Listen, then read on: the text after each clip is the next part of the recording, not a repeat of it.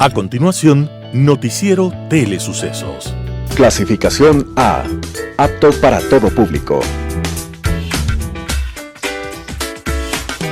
Un noticiero pensado para usted porque se lo merece.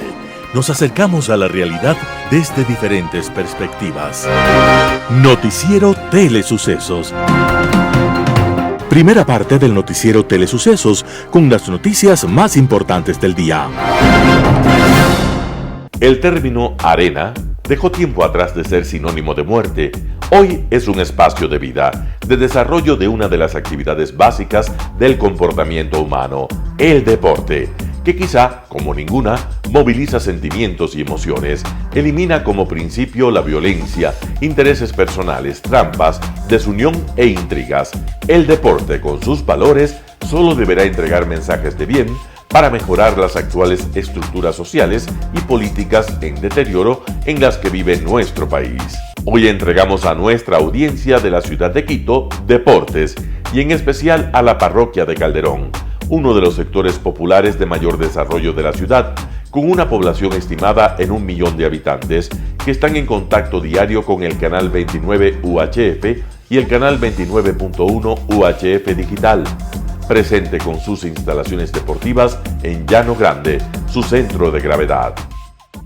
Hoy entregamos a nuestra audiencia de la ciudad de Quito deportes y en especial a la parroquia de Calderón, uno de los sectores populares de mayor desarrollo de la ciudad, con una población estimada en 1 millón de habitantes que están en contacto diario con el canal 29 UHF y el canal 29.1 UHF Digital. Presente con sus instalaciones deportivas en Llano Grande, su centro de gravedad. Telesucesos, desde nuestro estudio principal y en el de Arena Telesucesos, es el único medio de televisión que transmite de lunes a viernes 4 horas diarias de diversos eventos y novedades deportivas: el ecuavóley, básquet, tenis de mesa, halterofilia, taekwondo, esgrima, box, cachascán, gimnasia olímpica. Pueden ser observados en Canal 29 UHF y en todas las redes sociales en su televisión, sin ningún costo, desde la comodidad de su hogar, en nuestro canal y en las redes sociales. Telesucesos, el canal de televisión siempre inédito.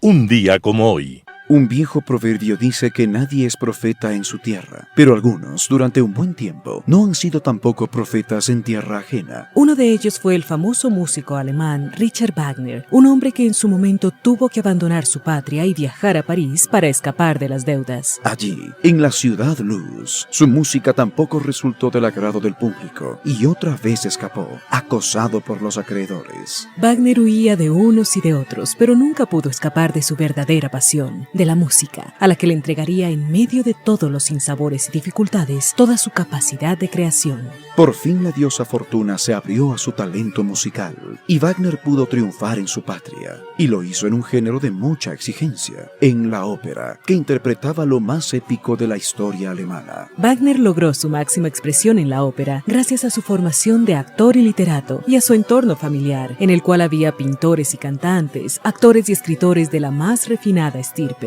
Wagner, músico excelso y rotundo, de perfiles épicos y de tonalidades soberbias, marcó profundamente no solo la música, sino la filosofía de la época, y reafirmó el espíritu alemán en un tiempo de grandes azares. Richard Wagner, el maestro de las composiciones en las cuales palpita el amor, el heroísmo, la historia y la pasión, estaba desapareciendo un día como hoy, 13 de febrero de 1883. Y nos dejó su huella de grandeza en cada nota del pentagrama. Las principales noticias del día. Titulares. Ministro del Interior espera revisar la rotación de los policías de investigación que apoyan a la Fiscalía. Comisión de Fiscalización recomienda juicio político contra Patricio Carrillo, exministro del Interior. En el segmento de opinión, reformas al sistema de pensiones. En política internacional, de desastres y política. Los editoriales serán de Santiago Basabe el día después de la consulta popular. Martín Pallares, lo del CNE es para campeonato de opacidad. Noticias del día. Ministro del Interior espera revisar la rotación de los policías de investigación que apoyan a la Fiscalía. El ministro del Interior, Juan Zapata, dejó abierta la posibilidad de revisar la rotación de los policías del eje investigativo que apoya a la Fiscalía General del Estado tras un pedido formulado la noche del 12 de febrero por parte de la fiscal Diana Salazar.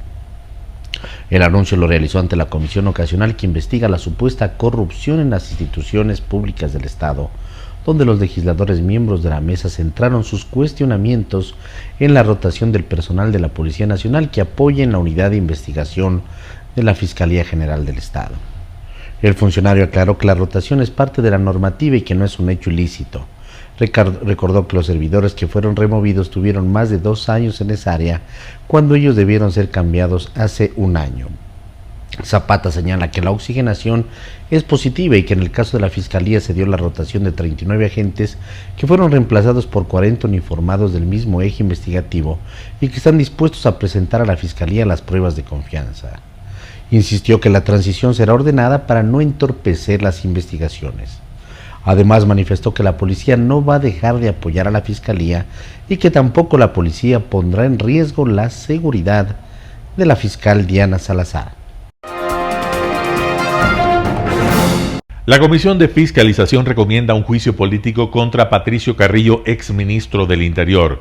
Por presunto incumplimiento de funciones, la Comisión de Fiscalización aprobó hoy, 13 de febrero de 2023, el informe que recomienda al Pleno de la Asamblea Nacional iniciar un juicio político en contra de Patricio Carrillo, exministro del Interior del gobierno de Guillermo Lasso. Los votos a favor del juicio fueron de Camps Córdoba, Roberto Cuero, Gabriela Molina, Pablo Muentes y Bruno Segovia Pachacutic. Los votos de la abstención fueron de Pedro Velasco, Marco Troya, Fernando Villavicencio y Ana Belén Cordero. La documentación que incluye las causales de enjuiciamiento será remitida en las próximas horas al despacho de Virgilio Saquicela, presidente de la Asamblea Nacional, quien deberá fijar una fecha para poner el tema a consideración del Pleno del Parlamento. Entre los argumentos para interpelar a Carrillo consta que durante el paro de junio de 2022 hubo un uso indiscriminado y desproporcionado de la fuerza por parte de la Policía Nacional y de las Fuerzas Armadas, así como falta de consideración por la seguridad de los manifestantes, incluyendo niños, adultos y mujeres. Otra causal para iniciar el juicio se desenvuelve alrededor del asesinato de la abogada María Belén Bernal, ocurrido en septiembre de 2022. Según el informe, la actuación de la entonces autoridad fue tardía. Desde el 15 de septiembre, 4 días después de que habría sido vista con vida, se inició el procedimiento para detener al sospechoso Germán Cáceres, o el 16 de septiembre, cuando se formularon cargos y se ordenó la prisión preventiva de la cadete Jocelyn Sánchez. Entrevista del día. La mañana de este lunes en Radio Sucesos estuvo presente Fernando Villavicencio. Él es presidente de la Comisión de Fiscalización de la Asamblea Nacional y se refirió al caso Encuentro. Escuchemos lo que dijo. Que se está diciendo en este momento en la posta es grave. Sí, es muy grave y es de larga data. Por eso yo pediría a los investigadores y a los periodistas y a los que manejan estos temas presentar las historias completas. La presencia de la mafia albanesa en el Ecuador está marcada desde el año 2010. Su líder, Dritan, quien es el centro de las operaciones mafiosas, llegó al país el año 2010. Los vínculos con el señor Cherres son justamente desde esa fecha aproximadamente. Dritan estuvo detenido, sentenciado a 13 años, y tiene que investigarse toda una red de jueces y fiscales que actuaron en torno a este grave caso para otorgarle la prelibertad. Él fue beneficiado con prelibertad. Es un caso muy grave porque involucra uno de los mayores esquemas de tráfico de estupefacientes a Europa, a los puertos principales como Amberes, Hamburgo y otros. Un tema que está investigado por la policía británica, por la policía de Ecuador y también por la DEA. Esto es lo que también nosotros nos encontramos investigando, y al menos en mi informe, que saldrá en los próximos días, podremos encontrar los vínculos que hemos descubierto entre Rubén Cherres Fagioni, y la mafia albanesa. ¿Qué nos está contando completo? ¿O por qué nos está contando completo? Porque ¿Por qué no está contando completo? la comisión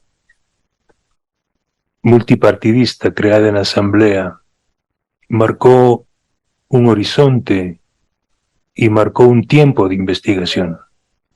Ellos están investigando desde el 2011 para acá, pero no quieren poner un poco más de retro y empezar. Un añito más. Solo un añito más. ¿Por qué no quieren poner un poco? Porque se va a descubrir que la presencia de este grupo criminal, liderado por Dritan, arranca el año 2010, y que una serie de empresas construidas, creadas por Cherres en sociedad con Dritan, incluso han accedido a contratos en el sector público desde muchos años atrás.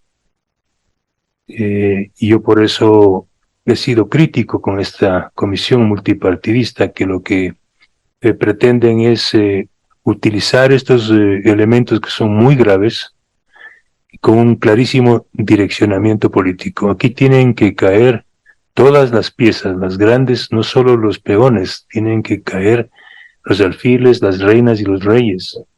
¿Cuáles son las reinas y los reyes? Todos los que han protegido desde el poder, del poder actual, del anterior y del anterior, a estos grupos criminales. Estamos hablando de la presencia de estructuras de crimen organizado, de narcotráfico a nivel transnacional, como es este caso que Cristian Zurita publicó anoche. Sí. ¿Hasta dónde llega esto dentro del gobierno? Afecta no solo a este gobierno, afecta a todo el Estado, que está podrido. Todas las instituciones están podridas. No digo que todos los funcionarios, sino quienes han manejado la institucionalidad de este país está corrompida. Reitero, yo le exijo al periodismo y le exijo a la institucionalidad que queda, a esa partecita buena que aún queda en pie, que presentemos las historias completas. Ahora yo no voy a entrar a cuestionar los formatos periodísticos que cada uno utiliza. A lo mejor lo que utiliza un medio es lo moderno, lo rápido. Yo al menos soy de parte del periodismo clásico, de que hay que investigar todo y generar una alta documentación y contrastar la información. Pero lo que se está revelando consta ya en una ayuda a memoria que yo puse en manos de la Embajada Americana hace aproximadamente 3-4 meses y entregué a varios colegas y también al señor Boscán. ¿Y por qué no se sabe esto? No se supo eso. El señor Boscán mencionó. No se sabe ahora. El señor Boscán mencionó, y yo he mencionado también, de los vínculos de Rubén Cherres Fagioni, que es un conocido narcotraficante, ¿sí? Todo procesado penalmente y sentenciado, y sus vínculos con una estructura societal. ¿Y metió sus manos en el gobierno de Guillermo Lasso? Es lo que tenemos que investigar. Pero las evidencias apuntarían a que sí, a que está involucrado por lo menos el cuñado del presidente. Al menos de que el cuñado del presidente sabía, sí. Pero el cuñado del presidente no es funcionario del gobierno. Exactamente, eso es lo que uno tiene que investigar, lo que falta por investigar. Yo estoy investigando una serie de contratos, la existencia de empresas de fachada creadas por Dritan. Justo tengo aquí, son decenas de empresas creadas por Dritan y Cherres Fagioni. Tenemos que identificar cuál fue el rol y la operación de estas compañías creadas, si sirvieron para lavar dinero o tenían contratos en el sector público, aunque la pista apunta hacia allá, que el interés de controlar las empresas públicas está orientado a lavar el dinero del narcotráfico. O sea, esto es colosal. Gravísimo. Esto es colosal. Ahora, estas prácticas, Fernando, nos hablan de un narcoestado que se instaló desde hace muchos años. Aquella expresión que nos dolió cuando fue publicada por el ciudadano que ya no está con nosotros, Francisco Huerta, hace más de 10 años, más de una década, no es que se pintaba un horizonte posible, sino que ya estábamos viviendo esa realidad, un narcoestado.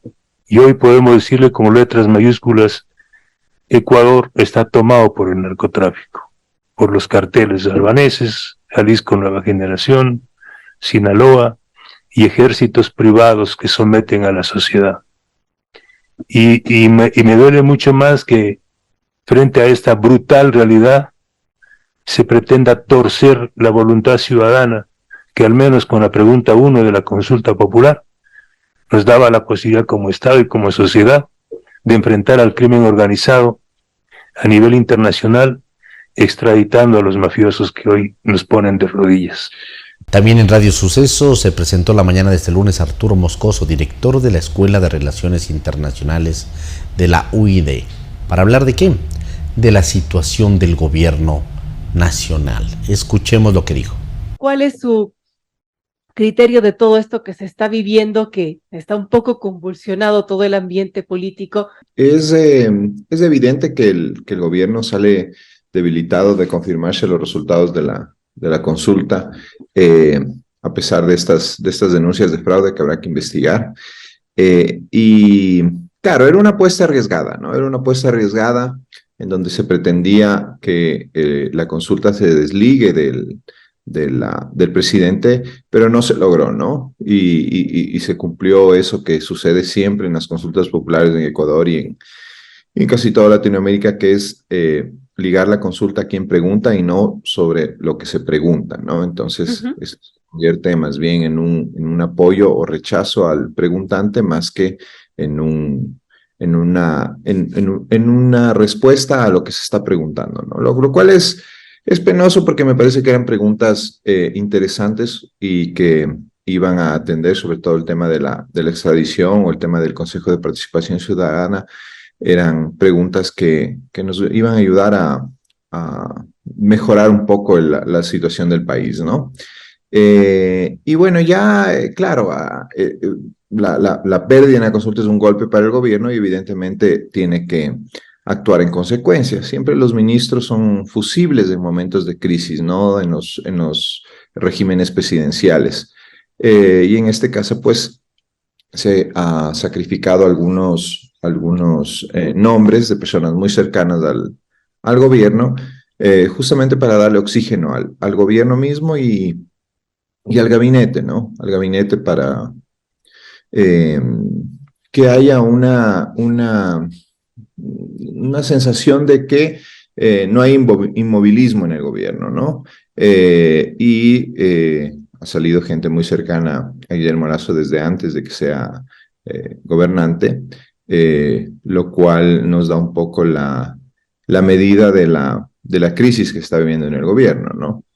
Y bueno, han llegado nombres interesantes también, nombres que esperemos, sobre todo el de Henry Cucalón, un político experimentado, con trayectoria, que esperemos que sea capaz de tender puentes entre el gobierno y otras organizaciones políticas para ver si es que se llega a este acuerdo al que ha convocado Guillermo Lasso luego de las elecciones, ¿no? Lo cual es complejo porque nadie quiere juntarse con el gobierno en estos momentos, ¿no? Pero me parece una posición bastante irresponsable de los partidos políticos de esta actitud, ¿no? Porque no se trata del gobierno de Lasso, no se trata del país y de llevar adelante ciertas políticas públicas mínimas que necesita el país urgentemente, ¿no? Para solventar la crisis tanto de seguridad como económica que estamos atravesando. Bueno, quizás también hay un hartazgo, ¿no? Y pese al cambio de ministro de gobierno, salió Francisco Jiménez, entró Henry Cucalón, quien reconocemos era de las filas del Partido Social Cristiano de hace muchos años, luego se separó y ya las 6 le puso su freno y bueno, ya dejó claro que tampoco ni por el cambio de ministro va a haber un acuerdo, un diálogo con el gobierno nacional. ¿Cómo tomar eso, Arturo, desde el lado del gobierno y qué opciones tiene cuando, bueno, se le cierran las puertas por varios frentes, ¿no? Bueno, el gobierno tiene que seguir buscando negociar, ¿no? Creo que no le queda otra alternativa. Me parece una posición absolutamente irresponsable del Partido Social Cristiano que sus líderes están pensando más con el hígado que con la mente puesta en el país, ¿no? no se puede llegar a ese punto de no voy a acordar nada porque no quiero, ¿no? Creo que lo importante siempre va a ser lo que se puede hacer por la ciudadanía y una posición así pues no saca nada bueno, ¿no? No nos deja nada bueno. Ahora, el Partido Social Cristiano también acaba de sufrir un remesón importante, ¿no? Entonces, en sus filas también debe haber personas que están desencantadas. De hecho, Henry Cucalón es un ex miembro del Partido Social Cristiano, como ha señalado, que salió por haberse desencantado con el partido, por diferencias con sus líderes, y algunos otros socialcristianos o ex socialcristianos se han ido justamente por eso, ¿no? Por ese liderazgo vertical en donde no hay cómo discutirle ni disputarle nada al líder y él decide en último término quién va y quién no va, por ejemplo, a las candidaturas, ¿no? En el caso de Cynthia Viteri, una crasa equivocación haberle seleccionado como candidata a alcaldesa, con las consecuencias que vemos ahora en estas elecciones, de que luego de 30 años ese partido pierde su hegemonía en Guayas y en Guayaquil, ¿no? Entonces, obviamente, ahí va a haber a la interna del Partido Social Cristiano muchas diferencias, divisiones para determinar de quién es la culpa, aparte de Cynthia Viteri, de quién es la culpa de que eso haya sucedido, ¿no? Un panorama de noticias para su estatura intelectual.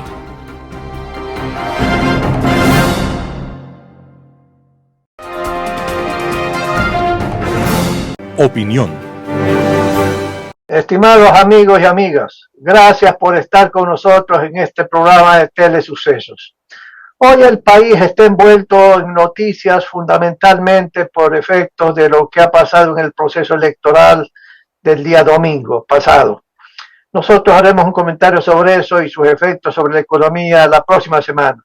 Pero hoy quiero tratar nuevamente un tema que es importantísimo para el país, importantísimo para su población, para los jubilados, para los trabajadores, para los empresarios, para el gobierno, para los políticos, para todo el mundo.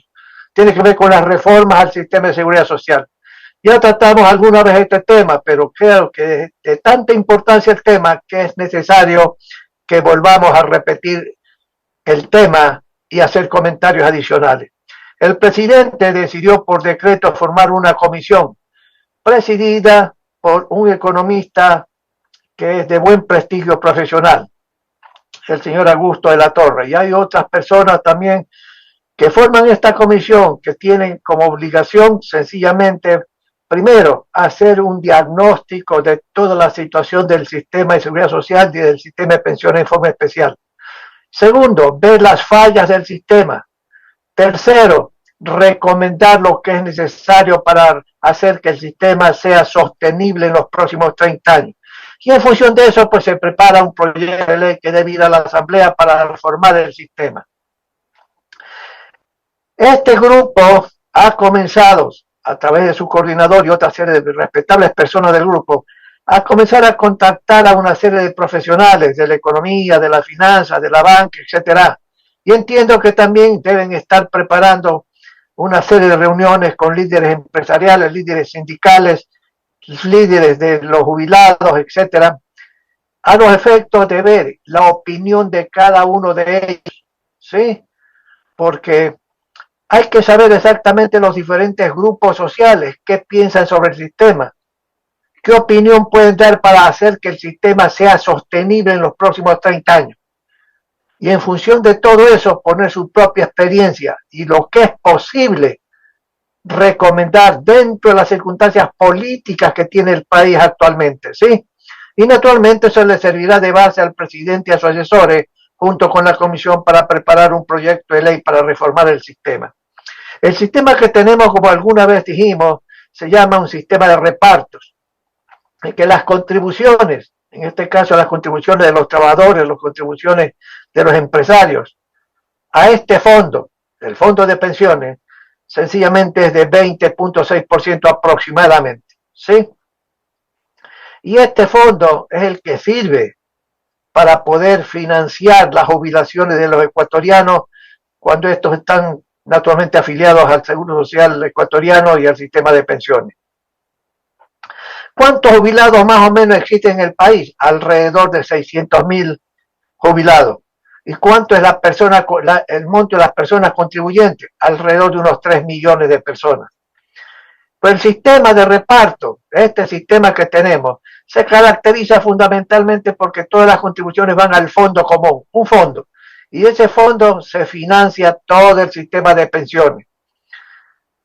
El sistema nació como una caja de jubilación y de pensiones allá por el año 1926.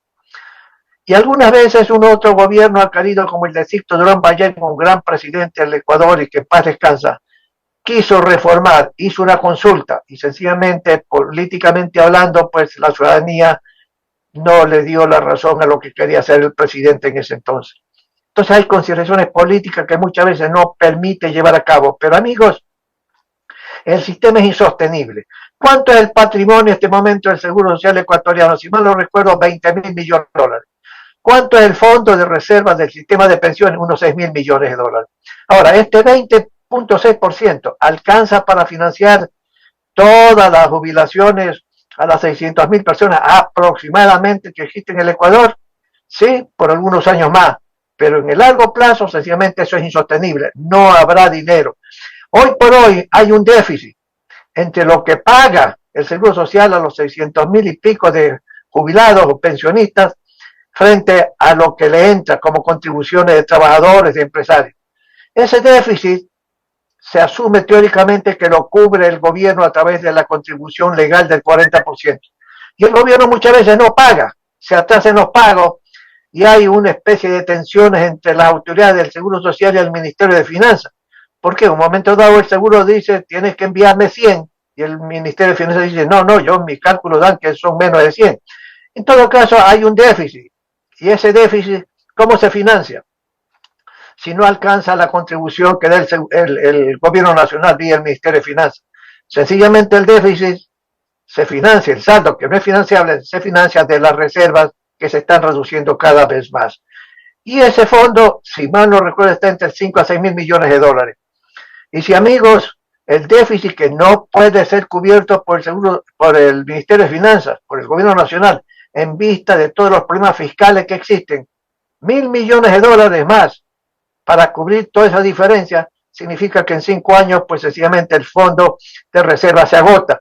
Y entonces, pues, el seguro y las autoridades en ese entonces dirán, no puedo pagar pues las pensiones, así que no las voy a pagar 1 mes, 2 meses, 3 meses, o sencillamente, amigos, solamente se les puede pagar el 50% de lo que yo estoy pagándole a ustedes cada vez como pensionista. Eso sería terrible, una hecatombe total.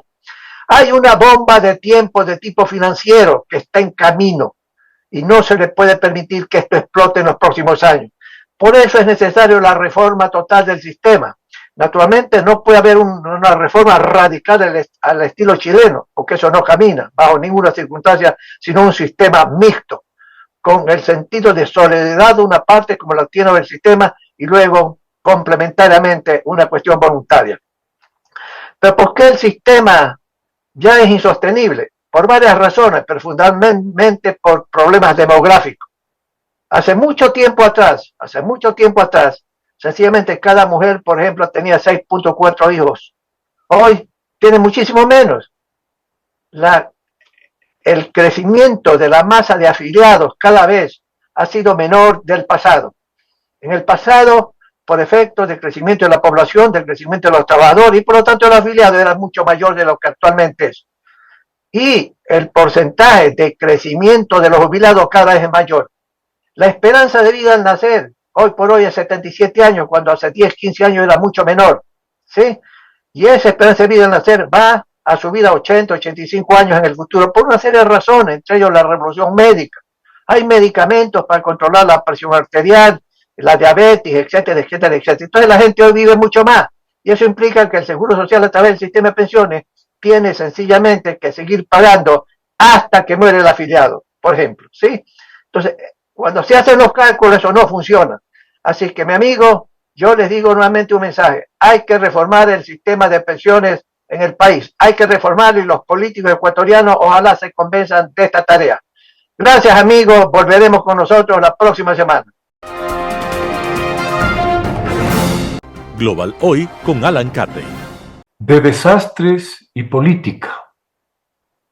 El terrible episodio del terremoto que ha devastado el sureste de Turquía y el noroeste de Siria la pasada semana, dejando tras suyo más de 33.000 muertos según los últimos datos, número que lamentablemente seguirá creciendo conforme información de lugares aislados y apartados sea integrada a las listas, nos obliga a hacernos algunas reflexiones. Turquía se halla en una zona geográfica que es muy proclive a la actividad sísmica, pues se ubica entre varias fallas geológicas que al realinearse por las presiones de la deriva continental, originan potentes sismos que ya en la superficie adquieren proporciones tan severas como el de la pasada semana. En 1939, en el este de Turquía, se produjo un sismo equivalente al actual en cuanto a su potencia, 7.8 grados, con 32.000 muertos en un país bastante menos poblado que hoy. Y en 1997, otro gran sismo en Esmirna, sobre la costa mediterránea, causó 17.000 muertos. Se han registrado más de 50 sismos que han causado víctimas y destrucción a lo largo del último siglo. Si algún país ha tenido todas las razones para tomar en serio los riesgos que una alta sismicidad representa para su población y sus infraestructuras, es sin duda Turquía. Las impactantes imágenes que nos llegan sobre la devastación sufrida dan cuenta también de la inusitada cantidad de edificios modernos que no han resistido el impacto sísmico al lado de otros que sí lo han hecho. Seguramente se propondrán, para la defensa de constructores inescrupulosos, alambicadas explicaciones pseudocientíficas que pretendan demostrar la inevitabilidad de tales desplomes. Pero la evidencia de varios edificios debidamente construidos, en pie, en medio de las ruinas de los mal hechos, es el más potente mentiz a cualquier intento para evadir responsabilidades.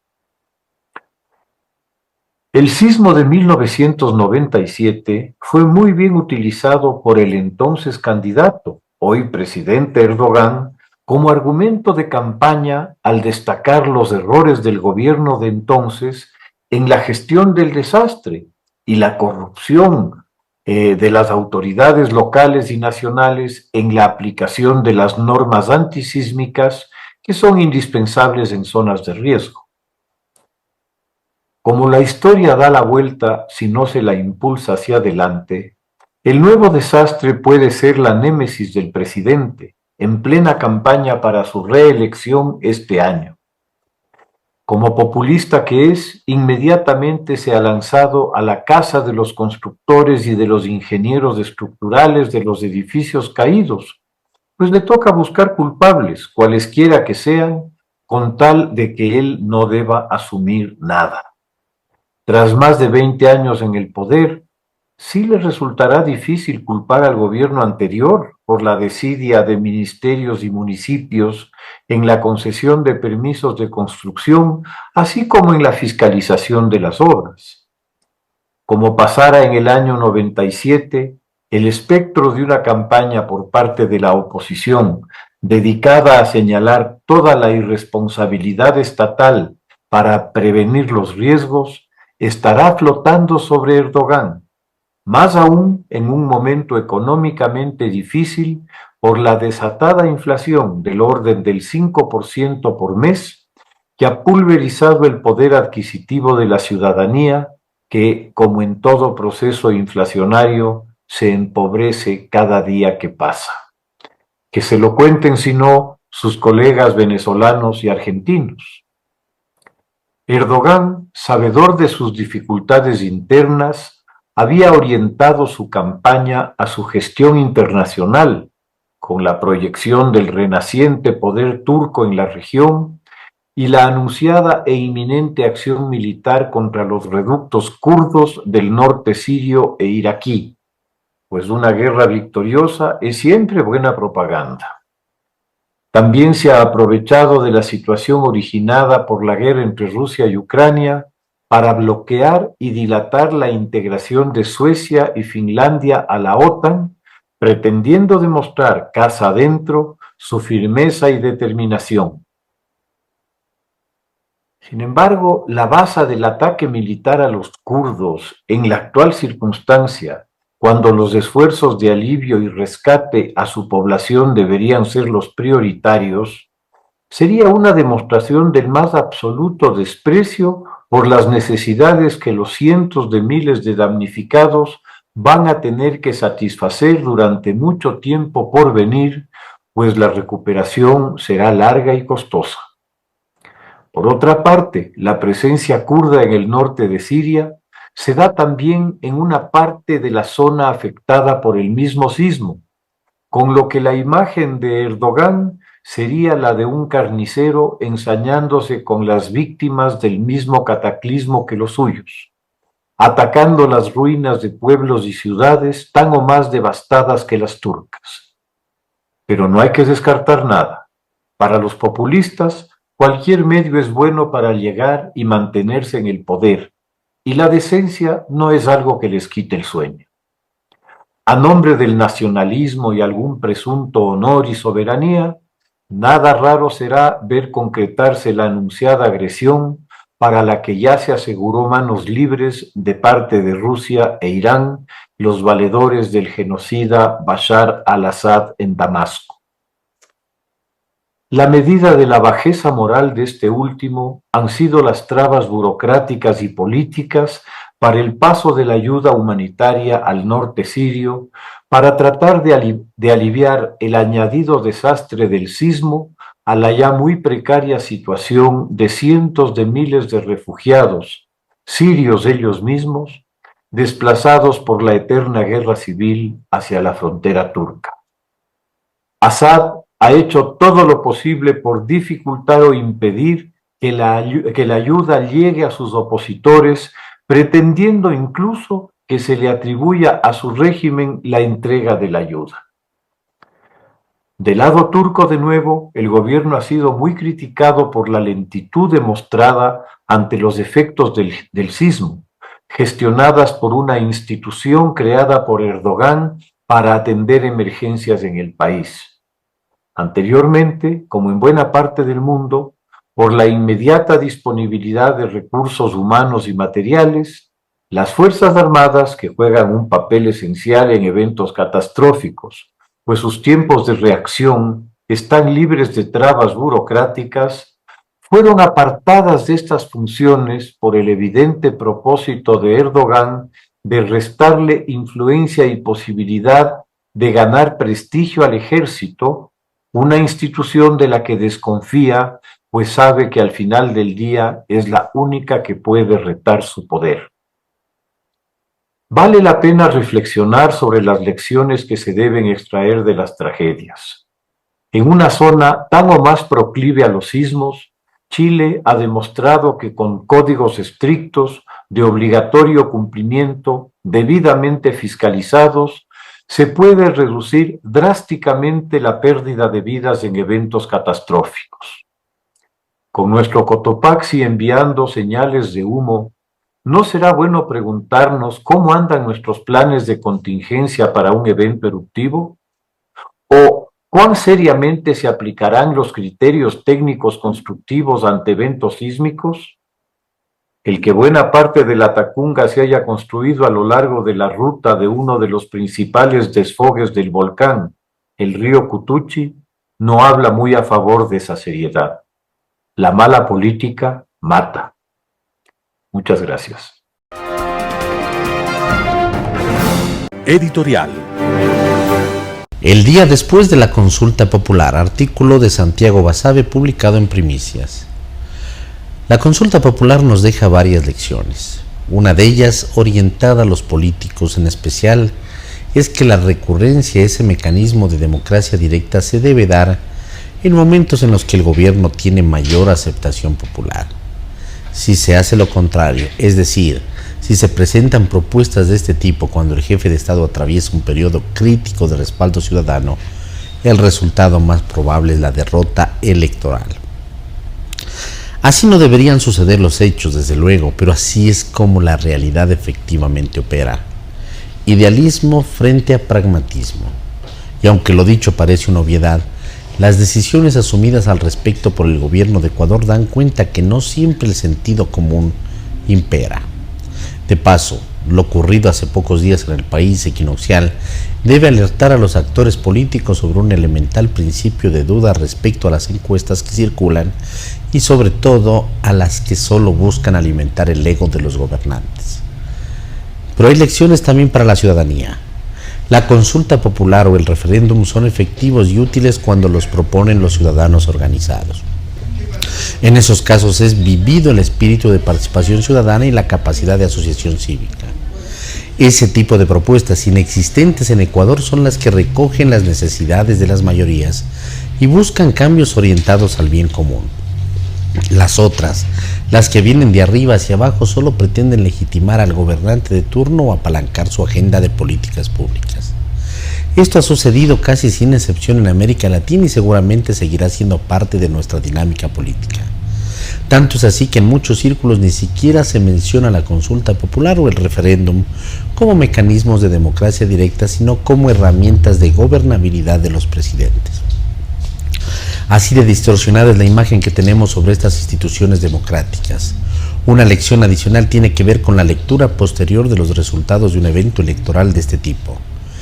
Quienes se consideran perdedores deben asumir una actitud ecuánime, de reconocimiento de los errores y entender la derrota con altura democrática. Eso refleja madurez política. Lo contrario, minimizar la votación de la ciudadanía o aludir a factores exógenos como responsables del resultado, raya en la fatuidad. Desde la orilla opuesta, la reacción debe ser similar. Procesar el pronunciamiento ciudadano con humildad y no exceder en cuanto al contenido del mandato envuelto alrededor de un sí o un no. Ahí un rasgo de madurez política. Por lo uno y lo otro es que si bien la negativa a la propuesta de consulta popular de Guillermo Lasso puede ser leída como una expresión de rechazo a su gobierno y sus políticas, tampoco es dable asumir que tras ese resultado los votantes estén legitimando el pedido de anticipar su salida de gobierno. La Constitución de los 300 años establece claramente las causales para las que termina el periodo presidencial y al mismo tiempo el orden de sucesión. No existe argumento para elecciones anticipadas, salvo que sea a través de la famosa muerte cruzada, invento antojadizo de los próceres de Montecristi y sus ideologizados asesores nacionales e internacionales. En resumen, la idea general del régimen democrático no está en la posibilidad de cambiar de mandatarios cuando a un sector de la población le parece, sino en formar ciudadanos lo suficientemente informados para que no tengan que arrepentirse anticipadamente de la decisión asumida en las urnas. Ahí está el trabajo de fondo al que deberían apelar los ganadores y perdedores de la consulta popular. ¿Eso cuesta tiempo? Desde luego que sí.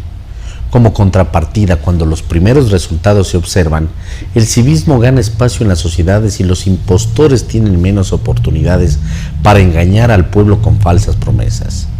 Precisamente por esa razón, a la mayoría de los políticos les interesa que las cosas continúen como hasta ahora. Artículo de Santiago Basabe publicado en el portal Primicias. Lo del CNE es para campeonato de opacidad. Martín Pallares, 4 Pelagatos. Para poder entender lo que ocurre con la avalancha de denuncias y evidencias de irregularidades en el Consejo Nacional Electoral, se debe recurrir a la imaginación. Por ejemplo, que en Qatar se descubrió que en el reciente Mundial las canchas donde jugó Argentina tenían 84 centímetros menos de largo y que durante esos partidos las cámaras del VAR estaban apagadas. Y que por si faltara, apenas se conoció el hecho, el presidente de la FIFA apareció haciendo la denuncia como si nada él hubiera tenido que ver con el asunto. Lo que ha ocurrido con el CNE es más o menos igual de impresentable y de absurdo. Resulta que el organismo responsable de las elecciones tuvo 4 años para organizar el proceso, pero cuando llegó el día, el centro de cómputo falló aparecieron centros paralelos de conteo de votos y la noticia que nadie contestó las alertas del suministrador del software que había detectado fallas de seguridad. Además de su presidenta, Diana Tamaint, con cara de acontecida y voz consternada, presentó la denuncia a la fiscalía como si ella no hubiera tenido nada que ver con lo que ocurrió. Lo del CNE es para campeonato de opacidad y lo de su presidenta para otro de cinismo. No cumplieron con su responsabilidad. El consejero Enrique Pita, en visita a la Junta Provincial del Guayas, descubrió que hay una sala escondida donde funciona un centro clandestino y fabrica actas electorales. En el lugar se encuentran poderosos escáneres y computadoras que están conectados al sistema informático central del CNE, así como a personas que están ahí y que tienen acceso a usuarios que les permiten acceder a la información que es sensible. Además que había cientos de páginas en blanco donde los jóvenes que estaban ahí practicaban firmas falsas para poner en las actas. También está la denuncia que hizo Juan Esteban Guarderas. Según él, la empresa Microsoft, proveedora del software del sistema informático del CNE, envió alertas al organismo avisando que había detectado la entrega de usuarios y la entrada de usuarios con privilegios a personas que no estaban autorizadas. Hay una carta de esa empresa enviada al organismo el 1 de febrero, en la que incluso detalla los nombres de los usuarios que están usando los accesos a los que no tenían autorización. Desde el 17 de enero hemos realizado esta notificación sin tener acción para mitigar este hecho. Fin de la cita, así dijo Microsoft, y señala otra cosa que es igualmente grave. Hubo una reunión presencial entre ejecutivos de la empresa y funcionarios del CNE, comienza la cita, con base a nuestra reunión del lunes, queremos formalizar y recordar nuevamente que el cliente CNE tiene los siguientes usuarios con roles de privilegio sin activar el módulo de seguridad MFA de autenticación multifactor. Así se lee en la carta, fin de la cita. Nadie, sin embargo, contestó la comunicación que no era la única. Según Guardera, hubo otras. Ni el departamento informático contestó la comunicación y ni siquiera los consejeros se dieron por aludidos. ¿Es posible que Atamaint no se hubiera enterado? Es muy probable eso, pero pues incluso hubo una reunión personal en el CNE, algo de esa relevancia siempre llega al despacho de Atamaint, sostiene una fuente que ha trabajado en ese organismo. La consejera Elena Nájera denunció igualmente irregularidades e inconsistencias en las juntas provinciales e incluso envió una comunicación a Contraloría para que inicie una investigación. Además, el activista Francisco Endara denunció el 8 de febrero en un programa con Carlos Vera algo muy similar a lo que dice Microsoft en su carta, que había usuarios no autorizados con acceso a información de alta seguridad. ¿Para hacer qué?, le preguntó Vera. Para hacer cualquier cosa, respondió Endara, que es además experto en temas informáticos. Estas irregularidades no son las únicas evidencias que deslegitiman al CNE como garante de un proceso electoral. Durante la campaña no hubo una sola sanción electoral a candidatos que se excedieron en el gasto permitido, ni una sola investigación sobre gastos en redes sociales. Si bien Atamaint se lavó las manos diciendo que las tareas sancionatorias corresponden al Tribunal Contencioso Electoral, lo cierto es que el CNE, que ella preside, tiene que presentar las denuncias y no lo hizo. Tampoco prestó atención a las denuncias sobre candidatos al Consejo de Participación Ciudadana que hacían campaña usando los colores y las imágenes del movimiento de Rafael Correa y de sus fotografías. Ni siquiera se tomó la molestia de investigar las denuncias que en el 2021 presentaron los consejeros Luis Verde Soto y Enrique Pita. Todo sistema democrático se sustenta en procesos electorales justos, legítimos y transparentes que deben ser garantizados por un organismo independiente y capaz. El CNE no tiene la legitimidad de ser ese juez y Atamaint es una vergüenza pública. Martín Pallares, 4 Pelagatos. Noticias internacionales. últimos 109 presos nicaragüenses liberados ya tienen un lugar de acogida. ¿A dónde van? Vamos ahorita a viajar a San Francisco. Brian Calderón es parte de las últimas personas que quedaron en uno de los 2 hoteles donde el gobierno de Estados Unidos albergó a los 222 presos políticos liberados por Daniel Ortega. Sin familia o un lugar donde ir, él y 5 liberados dejaron el hotel aceptando ayuda humanitaria, como lo confirma Adrián Alexander minutos antes de dirigirse al aeropuerto. Como nosotros pues no tenemos lugar donde irnos, una organización nos brindó el apoyo y es el lugar donde nos van a ubicar, en Los Ángeles, California. Me mandó fotos sentado en el avión. La solidaridad ha sido clave para que en menos de 3 días los liberados que no tienen familia sean recibidos en un lugar de acogida para reiniciar su vida en Estados Unidos. Anita Wells, de la organización nacional NARA, asegura que los últimos 109 nicaragüenses liberados sin contactos en Estados Unidos ya cuentan con ofertas de trabajo y protección en varios estados del país. Podemos dar la excelente noticia que en realidad en 48 horas la diáspora se organizó de una manera tremenda y puedo dar la noticia oficial ya confirmada ahorita por el Departamento de Estado que ya los 109 que hacían falta, los 109 desterrados a los que hacía falta colocar ya están apadrinando con familias y les van a dar trabajo. En este momento ya algunos están volando. Los liberados que estaban desprovistos de artículos personales y ropa, durante su estadía en el hotel recibieron donaciones que iban desde terapias corporales y masajes hasta ropa de invierno que para Moisés Leiva hizo una gran diferencia. Haciendo frío. Y venir con las manos cruzadas, con una camisa, un chori y aquí con este gran frío. Bueno, con todo esto pues me cae como bendición.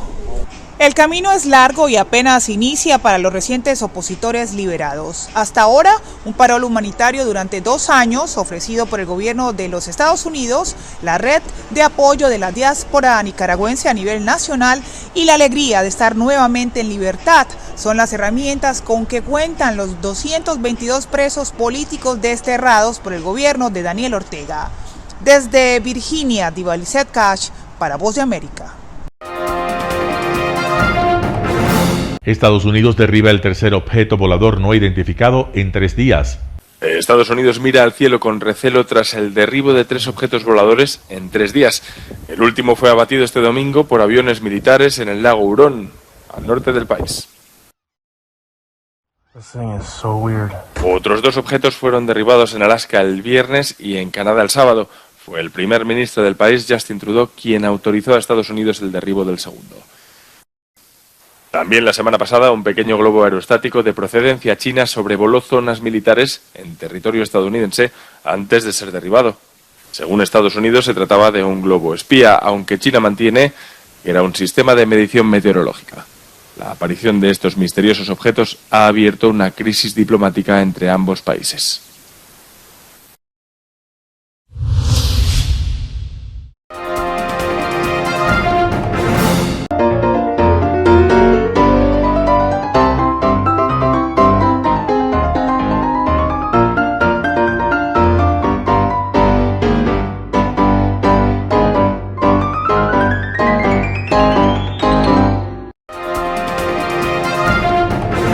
Arena Telesucesos es el escenario en donde el deporte tiene vida. Nuestros invitados y jugadores están en la cancha junto a usted y como nunca antes en la pantalla de su televisor, acercándole a un espectáculo inolvidable de luz, color y fiesta. Por fin usted encuentra el deporte que practica y que nunca es transmitido ni considerado por otros medios de comunicación con la importancia que nosotros le damos. El ecuavóley es el gran protagonista en una cancha con todos los estándares y comodidad para su práctica. Es el único deporte ecuatoriano con partida de nacimiento ecuatoriana.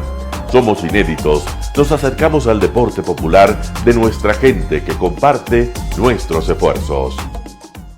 Estamos entregando a nuestra ciudad con Arena Telesucesos un esfuerzo más de un medio que es fiel a su identidad y que a través de sus contenidos de salud, cultura, opinión calificada y ahora deportes, pretende difundir lo que, aparte del entretenimiento, requiere nuestra gente. Lo hasta ahora realizado está hecho con mucho esfuerzo, pasión y el entusiasmo de nuestra parte, de nuestros empleados, trabajadores y pequeños empresarios que creen en nuestras motivaciones. Hemos dado los primeros pasos para este proyecto que seguiremos haciéndolo gracias a ustedes. Telesucesos, el canal de televisión siempre inédito. El noticiero Telesucesos es retransmitido de lunes a viernes a las 7 horas por Radio Planeta Sur 106.1 FM de la ciudad de Loja. Noticiero Telesucesos.